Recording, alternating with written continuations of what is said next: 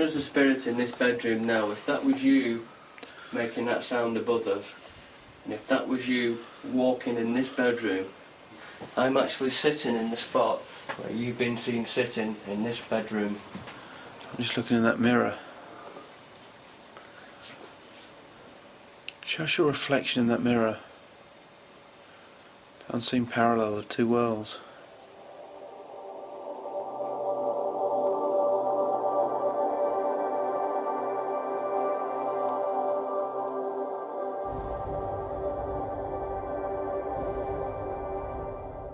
It doesn't feel nice in here. It's very impressive, isn't it? Having heard apparent footsteps from the roof above them, as well as atmospheric temperature changes and light phenomena, Carl and Stuart decide to let another group independently experience the attic for themselves. However, unaware of events in the earlier vigil, would Rachel, Joe and Ian encounter any similarities as they settle down upstairs? If there is anyone here in this room with us, could you make a noise? Show yourself. A light, a sound. We're just really interested to know that you're here. Okay, I actually feel like somebody's touching me on the side of my head, to the right of my head there. Okay. It's like...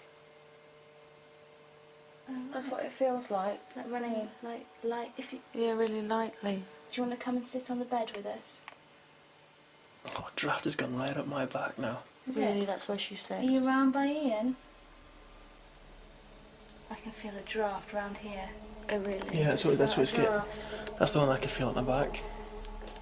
I know it's cold up here, but it's definitely colder than it was. Two separate vigils in the attic had now reported similar activity, most notably that of bodily contact and sudden chills in the air around them, all of which pose the question, had any afterlife still present at Petite France sprung into life? Furthermore, after moving out onto the first floor landing, Rachel then collected these three light anomalies, all in quick succession. Appearing to have touched on some sort of astral energy upstairs, David, Richard, Carl and Stuart decide to see if the ground floor could prove equally active. Do you know there's something happened earlier upstairs, which is our first visuals, that up in the loft space I quite quickly started to get very claustrophobic. Like, and I'm starting to feel like that in here now. Sort of the point where you've got to get out, kind of claustrophobic. Yeah. There's something that... That you're No, not moving at all. It's like it's coming from underneath us. It is. It's not from up there. This is coming from underneath the table. Yeah. I know I'm not doing anything. My feet are completely... I would feel a vibration from your hand if you move your feet. My feet are crossed on the table. It's like a heartbeat. Boom, boom. Could you make that noise again if that's you?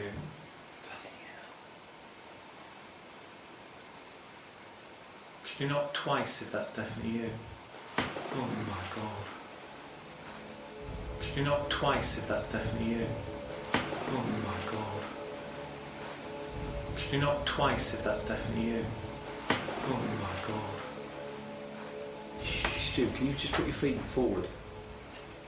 There you go. So I'm touching your foot now. You're touching my hand. My feet are Yeah, that's my right foot. Yeah. Okay, that's my left. Okay. Yeah, there we go. Can you make a noise again for me if it's you?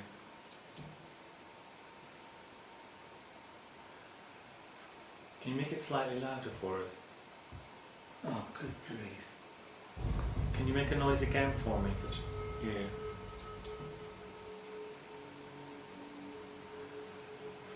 Can you make it slightly louder for us? Oh, good grief. Can you make it slightly louder for us? Oh, good grief. Okay, can you stay silent just for a few just for about half a minute so we know it's not something else in the room?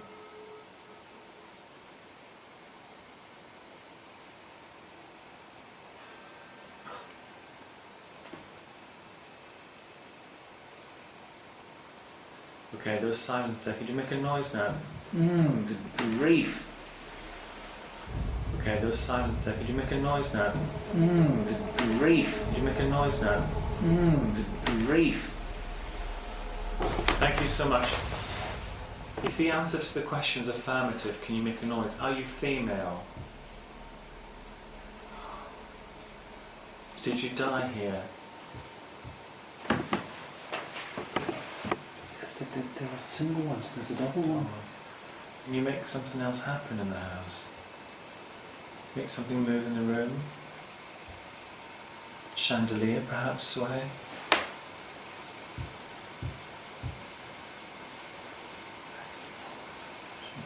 Please be present if we come back later. This is crazy, this. You might bring more people and perhaps some better equipment to hear you. I think just before we go, we should take the cameras or one camera, and we should go and just turn the lights or go through every part of the room to prove there's no one else in here. There's no boiler or anything like that would do it outside or No, on no. the wall or anything like that. There's no door doesn't rattle. There's no one here There's behind nothing. there. David, Yeah. I'm not kidding. Oh Look. my God. Oh my God, look at the chandelier. Oh! I've had about 3 light anomalies rushing round it.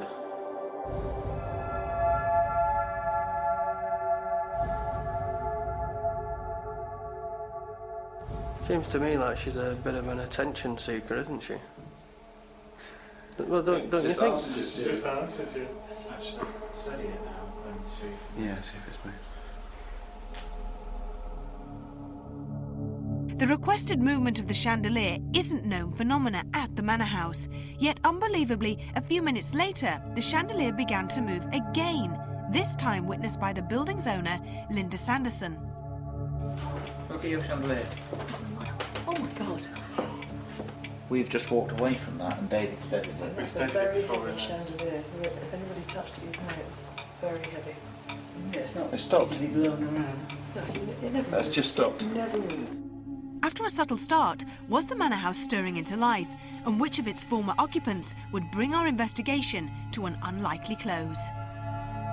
With both good and evil said to exist here, what would the early hours hold for us? Amelia, we can send you to meet your baby. All we ask is just to move this chandelier.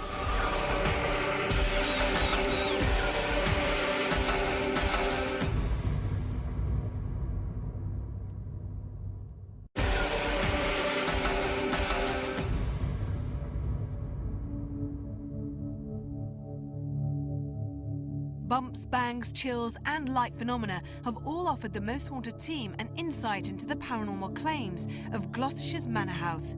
But we felt that if credit were to be given to this 18th century house, then we would need to obtain more definite proof as the clock ticked around to daylight. Could we gather anything else from this investigation? Having heard all 4 first-hand accounts of the swinging chandelier incident earlier in the room, and with our host Linda joining us, we hope that a second dining room séance would stir another active response. If you're there, can you make that banging noise again, please? Make it louder. Can you hear it a bit? Can you make it again for me, please? If you're there, could you please make a noise for me again? Thank you. Who was that tapping under the... Does someone moving their foot under the table? That's what it sounds No, like. that's the noise that That's the we noise. You're joking. No, that's it. That's it.